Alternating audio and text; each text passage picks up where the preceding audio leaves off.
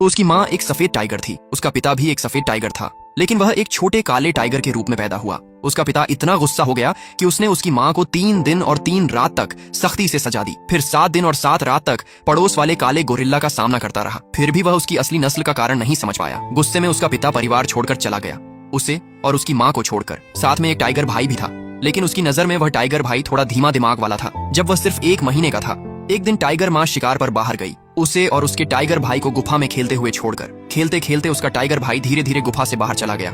उसे अंदाजा भी नहीं था कि उसी समय एक बड़ा भालू वहां से गुजर रहा था। दोनों शिकारी जानवर थे, इसलिए दुश्मन के बच्चों पर कोई दया नहीं होती। भालू जोर से दहाड़ा और सीधे टाइगर भाई की तरफ दौड़ा। टाइगर भाई डर से बिल्कुल जाम हो गया।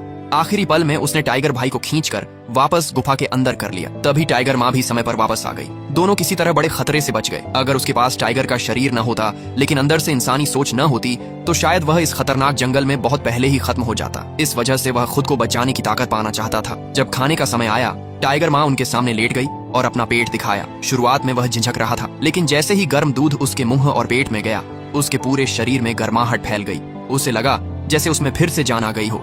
इसलिए खाने के समय वह अपने शरारती टाइगर भाई से भी ज्यादा उत्साह दिखाता था। कुछ महीनों बाद उसने महसूस किया कि वह बाकी टाइगरों से थोड़ा अलग है। पहला, उसकी भूख बहुत ज्यादा थी। उसे हमेशा लगता था कि उसका पेट कभी नहीं भरता।